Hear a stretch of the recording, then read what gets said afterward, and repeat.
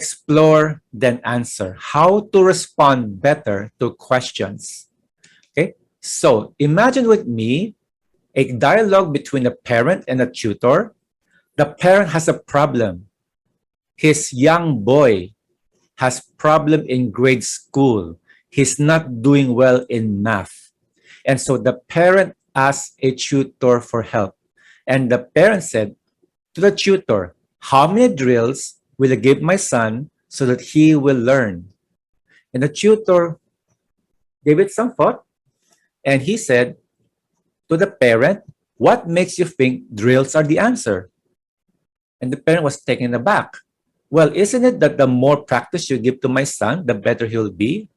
And the tutor said, well, let me check. And when he talked to the kid, he found out that the boy's problem is not practice. The boy was not familiar. He didn't understand the equations. And therefore, through patient explanation and creative teaching, the tutor was able to help the kid to do math, and he got better grades.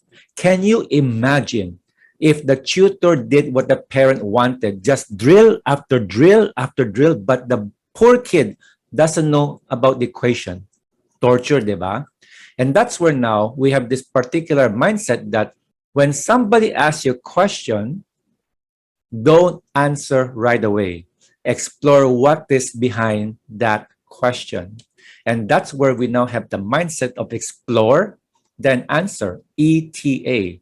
Instead of answering the question right away, first explore what is behind the question. And why would we do that? Well, there are three benefits. One, it shows curiosity and empathy. Because when people ask you a question and you answer right away, okay, the deal is done.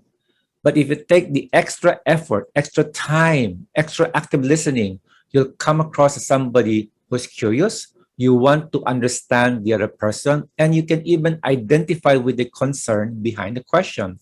Therefore, the person asking you the question, your boss maybe, your peer, maybe even your significant other, will feel heard and understood, and the relationship will become better. Second, why explore then answer? You will be able to surface assumptions. Have you ever had the situation where you had a problem-solving exercise and then the solution did not work out because there are hidden assumptions which turn out to be false? And that's why, as in the case of the tutor and the parent, the tutor surfaced the assumption of the parent. The assumption was the more practice, the higher the grade. And it turned out to be a fatal assumption because, as I said, the kid's problem is not practice. It's to understand the equations. When you do that, you are saving on misunderstanding. You're saving mistakes. You are saving wrong solutions. You're saving time and effort. Okay. Now, third benefit of the ETA, you're seeking better solutions. You're seeking better answers because instead of a knee-jerk response, you'll be able to open the discussion, explore options, explore understanding, and therefore you'll be able to arrive in a greater, broader perspective and perhaps even get to better solutions. All right. So this is one of my favorite metaphors. It's an iceberg. How many percent of an iceberg is above the water? Can anybody put in a chat box? Anybody tell me how many percent of an iceberg is above the ocean surface? Okay, 30%. Yeah, 30%. Jenny said 30, 10. Okay, all right. Some other people, it is 10% at least. Okay, about 10%. Now, what happens? The question is the 10% you see above the water surface. The 90% which you do not see will be the ones driving the question. It can be either belief, desire, or experience. Let's get to them one by one later on. So here is a fun way to exercise this concept. I'd like to invite you in a chat box wherein I'm going to show you this question and you try to surmise what is the belief behind the question. Exercise number 1, belief. Somebody comes up to you and says, sales are down. How can we train our agents to close more deals? Put in a chat box, what do you think is the hidden assumption or belief behind the question? Sales are down. How can we train our agents to close more deals? Okay. Anybody in the chat box? Sales are down. What will be the hidden belief behind that? Okay. All right. Now remember, there's no right or wrong answers at this point. All right. Hidden in that belief is the need for training. The guy asking the question is assuming that when sales are down, the agents are incompetent, unable to sell, unable to close deals. Are the agents trained, and are the items saleable or in good condition? Thank you very much, Jenny Lynn. And that's where now the belief is going to be challenged. What makes you say that the training is the answer? And as Jenny Lynn would say, are the items saleable or in good condition? Tama, correct, Jenny Lynn. That it can be a problem of pricing, can be a problem of quality, not necessarily the agents. And so that shows you an idea how to respond to a question like that. Okay, second round. And this is something which is very interesting because somebody said there's no right or wrong answer. Suppose your significant other says, does this dress or clothing make me look fat? Okay, now, this is a bit more interesting. Can you guess what is the desire behind the question? Does this shirt, does this dress make me look stout, porky, fat, obese? Okay, so what is the desire behind that? Okay. All right. Now, this is one tip, by the way. Somebody, maybe let's say your spouse, boyfriend, or girlfriend may ask you that, and you know, the temptation is to give a white lie. Oh, you look fantastic. Okay, Stephanie said spouse should answer no, then says she looks pretty. Okay, now this is the better way to do it. Okay, I'm not saying it's wrong. I'm simply saying it's better. What you do is this: you surmise the desire, and perhaps at the back of that question is the desire to look good, to look presentable, to look fabulous, maybe. And so what may be the case is that when the person asks you, does this make me look fat? You explore the question. I'm curious, what makes this, why do you say that this dress will make me look fat? And then the person may say, oh, because I think that the buttons are not connecting well. I feel a certain tightness in the clothing. I cannot move much. And then your next question may be, oh, so therefore, being comfortable is important for you. Then the person asking the question is, no, actually, I don't feel good with it. I don't feel that I look good. Do you think I look good? Goes back to the question. And then you can say the honest answer. A marriage podcast said something like this. When you have to give a difficult answer, first make the other person feel heard. And somebody said the ground rule is this: 3 responses to make the person feel heard, then the honest truth. So, does this make me look fat? I'm curious, why does this make you look fat? Number 2, because I feel uncomfortable. And so, oh, wait, I'm listening to you now. So comfort is better for you? No, actually, because I want to feel good. Okay, so I really understand that you want to feel good. And then here comes the bombshell, but in a gentle way. To be honest, okay, you do look a little bit tight there, but you still look good. Maybe what we can do is to go to the rest of your wardrobe and pick something that's better looking for you. Then that will be a good answer. Okay, you feel comfortable. If not, try other options. That's what Jenilyn said. Thank you very much, Jenilyn. We have the same mindset together. Okay, now Last, surmise the experience.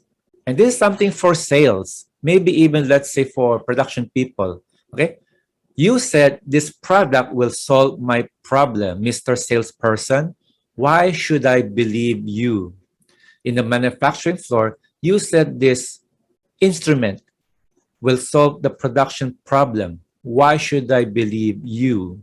So anybody can put in the chat box, what do you think is the experience behind this question? This is a very interesting case as well. Very common also. Anybody? Okay. So people are loving the spouse question. Huh? Okay. All right. Okay. What do you think is the reason the guy, the potential customer said, Mr. Salesperson, you said this product will solve my problem. Why should I believe you? Okay. Now, okay, I'm seeing something in the chat box. Yes. Okay. Maybe you can explain that you have tried the product and share the experience. Very good. Thank you very much, Jeneline. Especially if the experience was negative. So perhaps when you're selling this product and the customer resists and he or she tells you, why should I believe you? I'm curious. What makes you say that? And then hopefully the customer will say something. I tried a similar product before. It did not work. And then that's where you come in. I have this true story. I used to be a subscriber of Reader's Digest. And there was a time that my subscription was not delivered. So I decided to cancel. A year later, a salesperson for Reader's Digest went up to me and said, would you like to subscribe? And I asked him, why should I buy from you? Sharp salesperson says, what's wrong? And I told him my experience. I had a subscription. The last 4 issues were not delivered. And instead of arguing with me or being defensive, the salesperson said, okay, let me fix your problem. He got my contact details. And then lo and behold, after some time, the salesperson arranged for the 4 back issues to be delivered at my doorstep. And he asked me for another chance. So I gave him that chance. I subscribed, and lo and behold, problem solved. No late, no missing deliveries. And that's why when you have an objection, a resistance, you may want to find out what went wrong before. Okay. Now, how do we explore this particular mindset? Okay. For example, when you give me the question, what are the steps to do?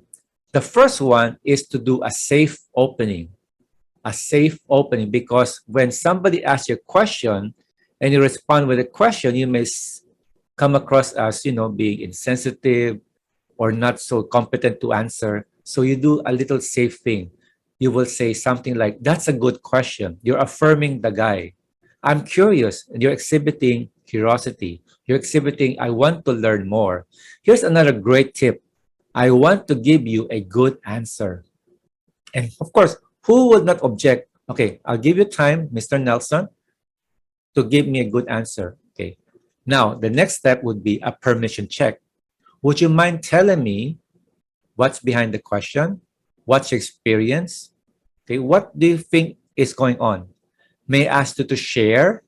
Can you help me understand? Okay. Last but not least, use the what inquiry. Notice a good question begins with a what, not a why or how. The what expands more possibilities for exploration. It will also tend to make it safe. Instead of saying, why did you say that? Instead of that, you say, what made you say that? Notice how safer it feels. So what gave rise to that question? What made you ask that? What is behind that question? Or another one, what made you conclude so-and-so, so-and-so? Okay. Now, what will happen is this. As we close the session, yes, this will be a quick one. Try the ETA model. Try explore, then answer.